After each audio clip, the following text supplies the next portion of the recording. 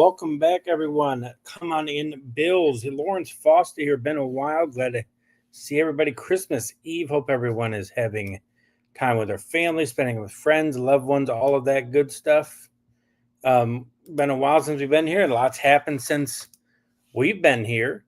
But so we're looking at the Bills right now in the playoffs.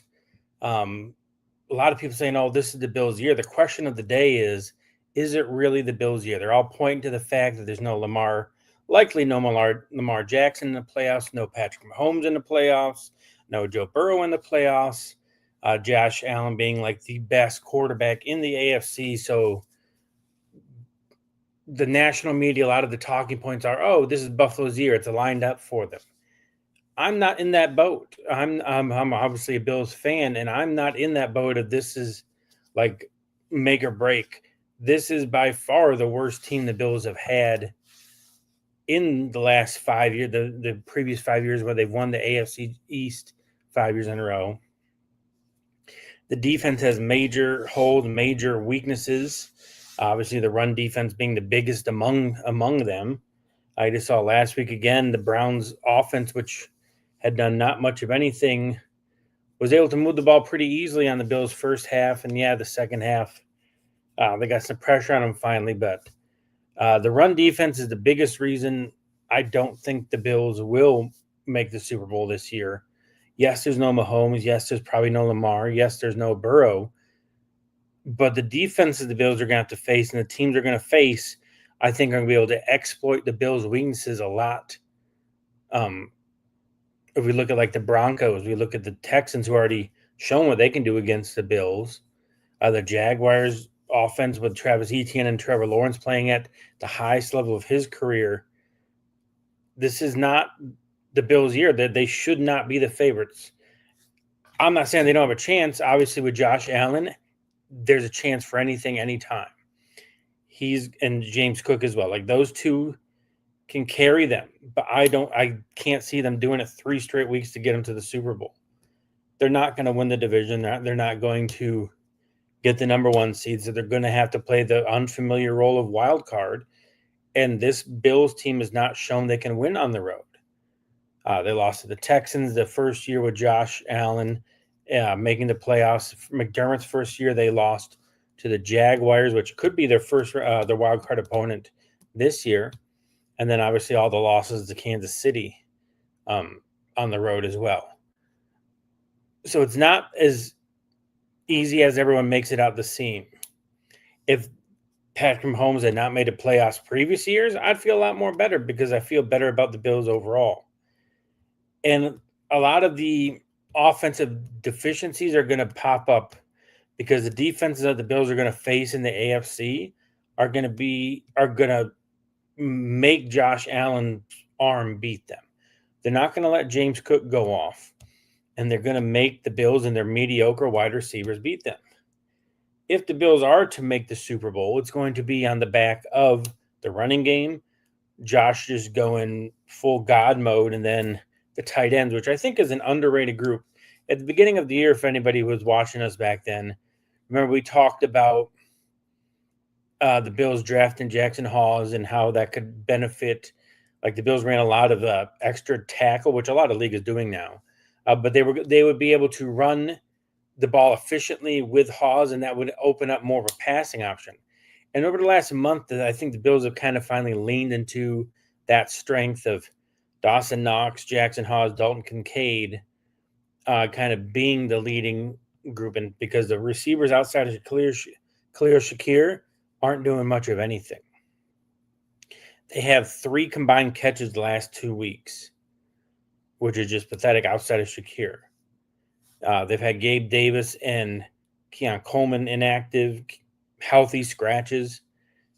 They tried Elijah Moore. They've tried Brandon Cooks, who can't catch a pass. Curtis Samuel was just a bust of a signing last year.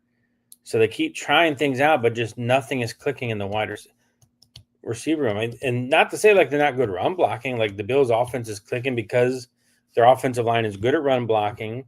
Their tight ends collectively are pretty good this year for the first time in as long as I can remember. And then obviously James Cook. being like a transcendent star this year.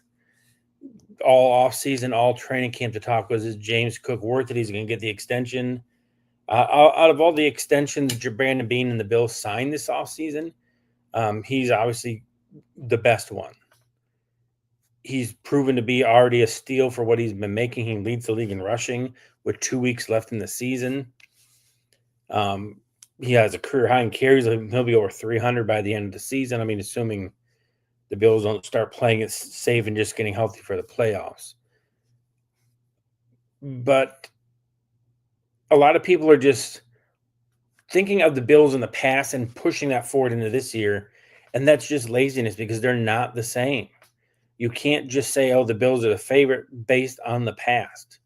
You got to look at this iteration of the team, and their weaknesses are going to get exploited by the good teams in the AFC. The Broncos defense, the Texans defense, the Jaguars offense will be able to exploit it. Now, depending on who they match up in the wild card, like if they play Pittsburgh, I'd feel all right with that.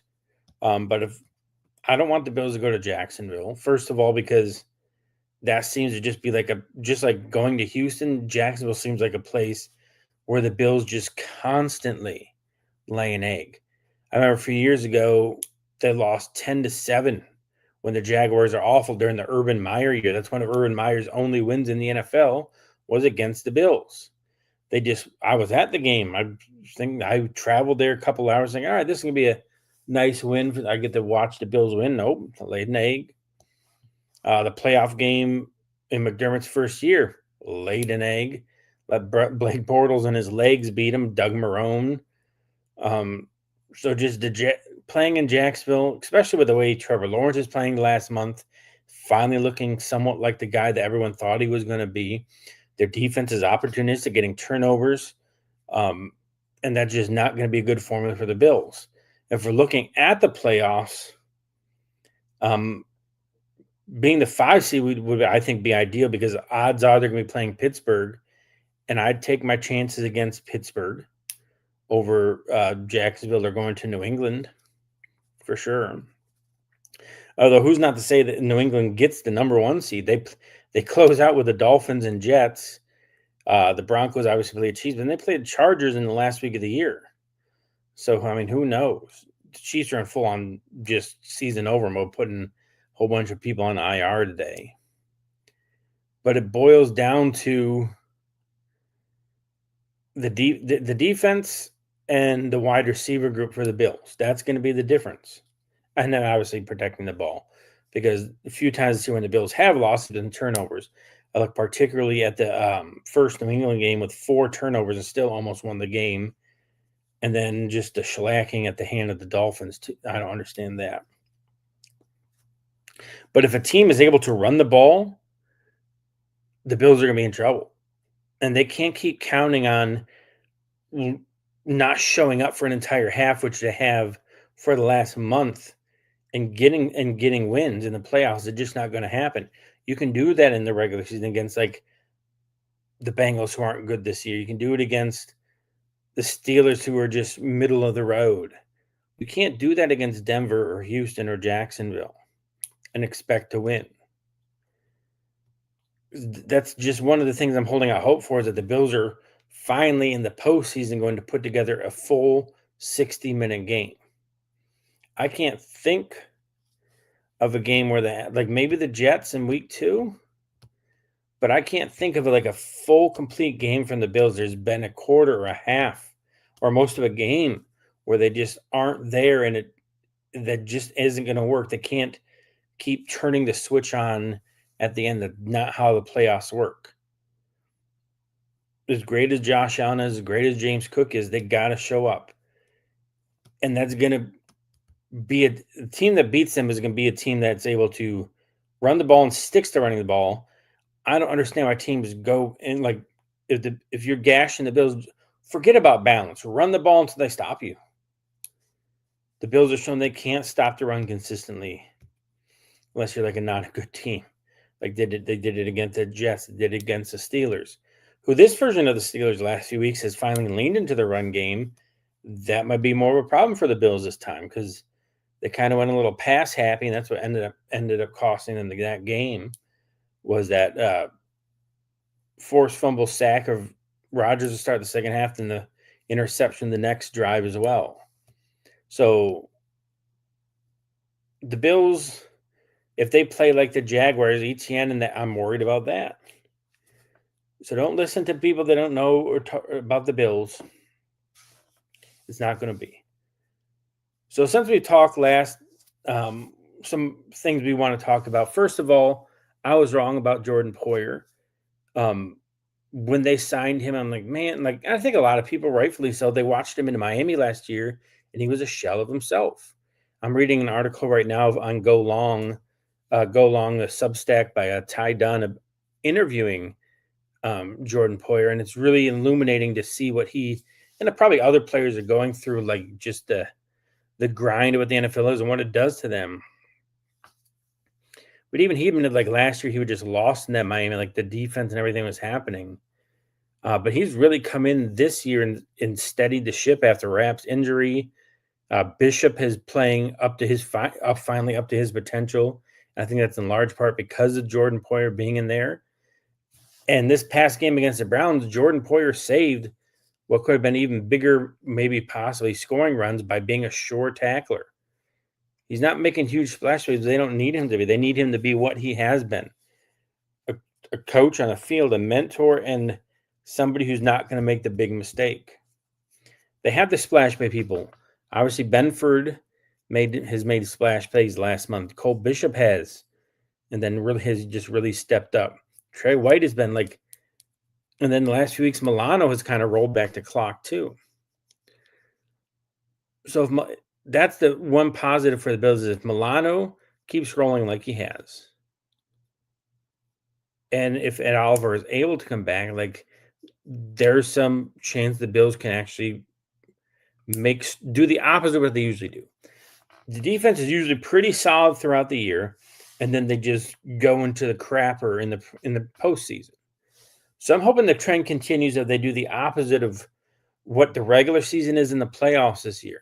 So in this case, that would be they actually play well in the postseason when they have struggled for a vast majority of the year.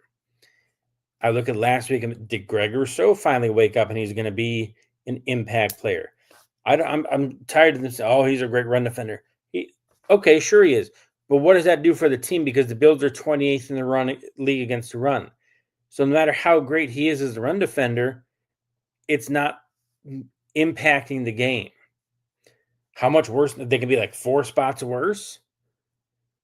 Where he can make a difference, and he showed on Sunday, is actually getting sacks and getting the splash plays. For being paid $20 million a year, that's what he needs to be doing. And it's good that he picked up the end of the game this past week against Cleveland because he whiffed on a 3rd and 12 that would have given a punt, and again, momentum kept with the Browns. So I felt like he kind of made up for that. But if we're talking about X factors moving forward, like in the playoffs, let's talk about that. Dalton Kincaid needs to be for the Bills. He's been nursing a knee injury. It looks like he'll be again just sitting out all week, then playing Sunday. As good as Dawson Knox has played the last few weeks, minus that horrific drop Sunday in the end zone that would have just iced the game. Kincaid is that explosive person. Like, if he's able to be healthy and be a threat, that opens so much more up because he is the best intermediate option aside from Shakir. And Shakir isn't even given the option to really run those things. So many of his passes here have been within 5 yards of the line of scrimmage. And defensively, the X factor, I think it's going to be Matt Milano because the last few weeks he's shown in pretty big stretches of like who he used to be, which is an all-pro linebacker. The year and a half prior to this, he's been a shell of himself. Obviously, injury playing a factor, age playing a factor. And I think both the Bills and him kind of saw that in the restructure of the deal that made him a free agent after this year, saying, yeah, you kind of haven't been doing it. So he's the X factor. He hasn't really been healthy in the playoffs. If the Bills can get a healthy Milano, that makes a big difference in linebacker because he can make the splash plays that Bernard hasn't been making. And as good as Shaq Thompson has been this year, he hasn't made splash plays. He's just been there and solid. I want more than that. And Trey White maybe would let him be X factor number 2 on defense. He's had a pretty good year, again, just like Poyer, kind of making people eat crow, myself included, of what's going on. Trey was kind of forced into a lot more playing time than I think the Bills had anticipated with the injury to Strong, because he was rotating early in the year, but he got stronger hurt, obviously, with the neck. Who knows where that's going? Max Hairston missed the first half of the year with a preseason injury. So Trey White's had a bigger role than I think the Bills thought. And he, after a few kind of early season bumps, he's really played well and defended well. Like his targets, his catches allowed are pretty solid. I say they're like right about the league median, league average. And for what they paid him and what they expected, that's Bills. The Bills will sign up for that every which way.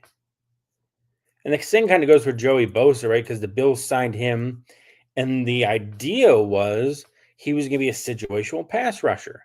Well, all the injuries, the suspensions kind of pushed him into a larger role, and he has succeeded. And knock on wood, he stayed healthy this year. And that's been the biggest issue with him is health.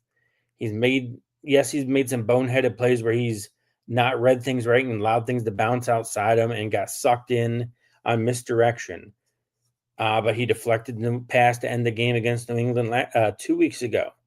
He had the forced fumble on Rodgers that allowed Benford to recover for a touchdown. He's deflecting passes. He's getting not the sacks, but he's getting to the quarterback and pressuring and forcing things. So that was a pretty good signing, and hopefully he's healthy and can flash even more at the end of the year in the playoffs. So if we're talking about that as well, I need to talk about the Bills coordinators. This past offseason, this preseason, this early season, I brought up numerous times about Joe Brady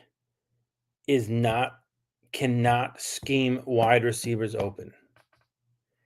And you've seen, like, when I watched the rest of the league, nobody, like, aside from, like, the Bengals with Higgins and Jamar Chase, you had the Vikings with Jefferson and Addison, Jaguars now with BTJ and Jacoby Myers.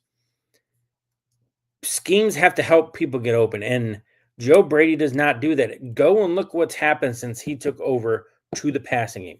Yes, the running game has evolved and become a bigger threat. Congrats on that, Joe Brady.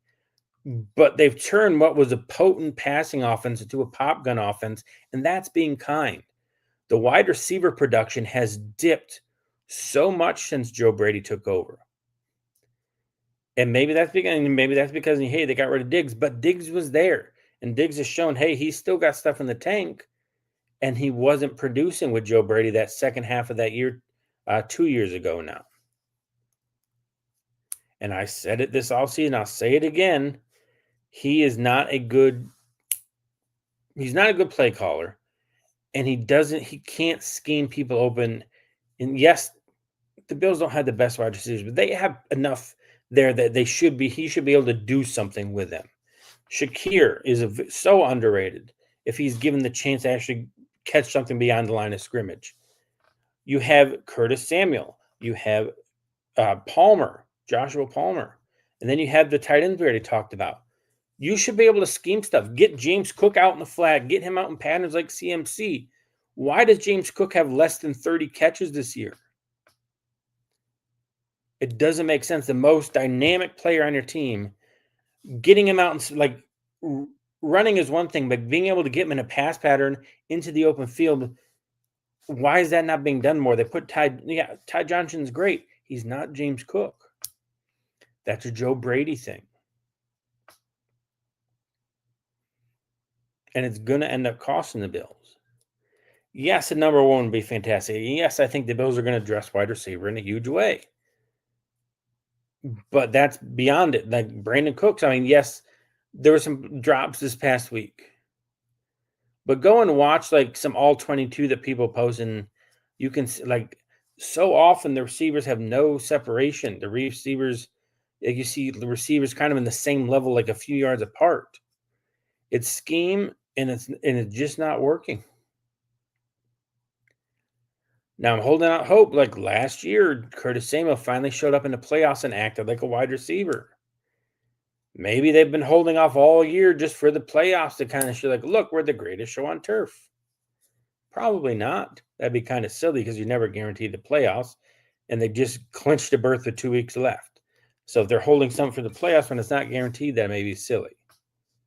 But hopefully they're holding maybe some wrinkles in there that we haven't seen.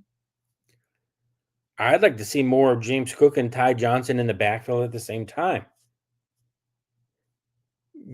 Throw a wrinkle in, split James Cook out, then have Johnson. Are we going to run? Is it going to be a pass? Is it going to be an RPO? Like, make the defense guess more. You remember the Steelers game when TJ Watt was saying they just ran the same thing over and over. And this past week, you heard JJ Watt comment about it. Man, the Bills just ran the same play. Yeah, they run a lot of the same plays. I can figure it out. I'm pretty sure really smart football coordinators and players can figure it out too. Throw in a wrinkle. You ran a play, now do a play action, like change it up. That's all Joe Brady issues. The passing game would be even worse if it wasn't for Josh Allen being the one throwing it. If he wasn't Superman. If he wasn't able to create and make plays like he does outside of structure, outside of timing, outside of the pocket. Josh Allen covers a lot of warts, and a lot of the great quarterbacks do that. You saw this past weekend with the Chiefs, the first time playing without Mahomes, other than like the week 18, like rest everybody situation. They were awful.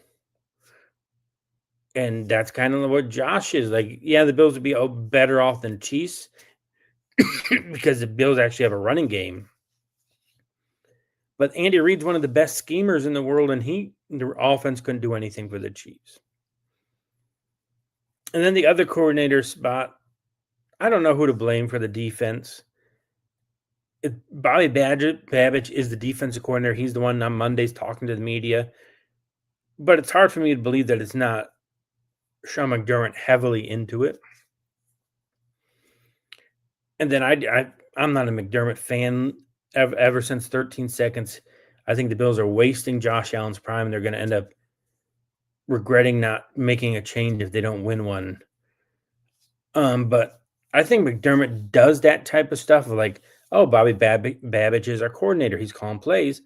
So there's a scapegoat for himself. Be like, oh, tell the Paculas, tell Bean, hey, like, I'm just there. I was kind of guiding him, but he's the play caller. Let me fire him, and I'll be okay, and then we'll do it a different way next year. He's fired, like he's fired the offense coordinator, he's fired defense coordinator, he's fired special teams coordinator. What about the guy making the call? What about the guy making the decisions? When is he going to be held to the same standard? I look at other coaches and see how fiery they are, and I know that's not McDermott's style, but like every once in a while, it'd be so nice to see that passion of fire of like a Dan Campbell, of a Sirianni, of a Ben Johnson. Like this is his 8th year now.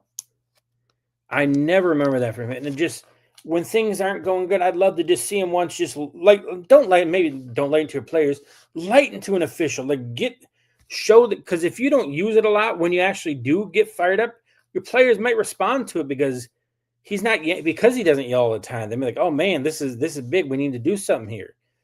Like I'm a teacher. I hear, like, if you're a teacher and you're raising your voice all the time, it doesn't have an effect because that's just the new normal. If you pick and choose your spots, it has an effect because you don't do it all the time. It's not something they're accustomed to. So maybe he does it behind closed doors, but in the passion, like on the field and on game day, I want to see some of that. When your defense is getting gashed by Shedeur Sanders, and after Quinshon Judkins gets a horrific leg injury, the backup running backs are still gashing you. Like, show some fire, show some passion. And it bleeds into like the Bills talk about, oh, like we're level headed. Football is a physical and emotional sport. You got to have some of that sometimes. And to me, that's part of the reason why they are flat half of the time. Yeah, it's all cool to have that level head, but at the same time, you can't be falling behind 21-0 in the playoffs like you did against New England. You can't fall behind like by 15 points, 7 minutes left in the fourth quarter like Baltimore and expect to keep coming back like you have. In the playoffs, you got to be there from whistle, from the opening kickoff to the last play of the game. You got to do that full thing, and the passion's got to be there the whole time. Obviously, they're a passionate group. Like you've seen Josh Allen fired up on the sidelines. You've seen Jordan Poyer and all those guys, Jordan Phillips. Matt Milano, not really. I never hear him talk, but I just want to see more out of that. There's 2 weeks left in the season. The Bills have clinched a playoff spot. Technically, they're still alive for the AFC East title. I guess technically they're still alive for the number 1 seed as well, but I don't see that happening. So the next question becomes, what does the next 2 weeks look like for the Bills? Now, the Bills play at 4:25 on Sunday. New England will have already played the Jets. Okay. Odds are they're not going to beat that. The Jets are not going to win. The Jets are horrific. Aaron Glenn might be one and done. But can they stay healthy is the main thing. The last few years, so many key injuries that just produces the what ifs, right? Last year in the AFC Championship game, Christian Benford out in the first quarter with a concussion. The Bills' top cornerback easily. In comes Kaiir Elam. And the Patriots just go at him. And rightfully so. He was awful. He is awful. They traded him to the Cowboys. He was cut. The year before that, the linebackers, they had to sign Klein. A.J. Klein had to come pretty much out of retirement. He hadn't officially retired yet, but he was like in a camper on vacation. They brought him in, and he's playing in a divisional playoff game against the Chiefs because Bernard is hurt, Milano's hurt. So just one, I mean, the injuries that have already been all year, that's different, but these injuries at the end of the year, like, can the Bills get there and be relatively healthy? No one's going to be 100%. It's the NFL. If Ed Oliver can come back, that makes a big difference. But just from the roster that as it stands right now, can they get to the wild card with this intact? And to me, because the odds of the number 1 and the AFC East title are just so slim, I'd play cautiously to make sure we're as healthy as we possibly can be going into the playoffs. That means, to me, Dalton Kincaid, get his knee right. Spend the next few weeks getting his knee right. You saw last year, like when he wasn't able to come back on that desperation heave at the end of the Chiefs game, it was his knee. So get that knee right. Jordan Poyer has a hamstring this week. With his age and everything, like, get him right.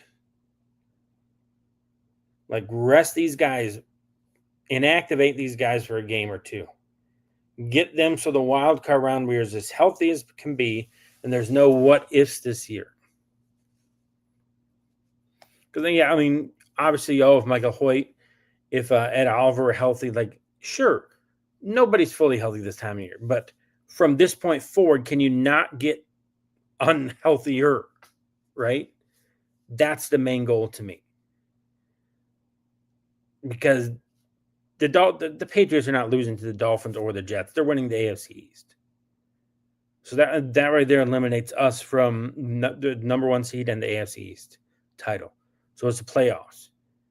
And we already have a playoff spot locked up. So it's health. Yeah, you might maybe play your guys a quarter or two just to keep them sharp. But we don't need to be out like Josh Allen running designed runs the next 2 weeks, especially with his foot injury already. He should be taking a little bit easier.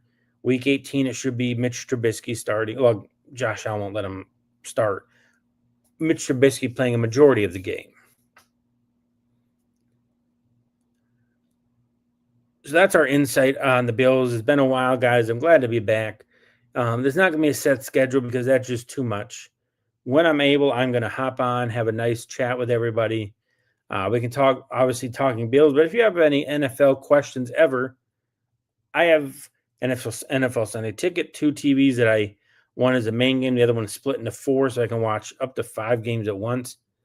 Well, not at once, like focusing on one with the sound, but I'm also keeping an eye on the other ones. So I love football. Football is my thing. So even though I'm a huge Bills fan, obviously, all football is welcome here. If you want to chat anything about that ever, just throw it into the chat. We'll answer your questions live on the air. But it's good to be back. It's been a month and a half. Life happens, things happen. But I'm glad to be back. Glad Come On in Sports is a great networking community of people working here with you guys coming and watching and supporting us. It's always a lot of fun, a lot of energy. We always have good times here at the Come On In Sports Network. Keep it locked in here. You always have Dolph with the Who Dat Saints podcast, Zach and Non doing their things. Carlos always got your money stuff going on. Dr. Falcon doing his thing with the Falcons people. So for Come On In Sports Network, I am Lawrence Foster. Thank you, everybody, for hanging out. Hope to see you all soon and have a Merry Christmas holiday season. Go Bills.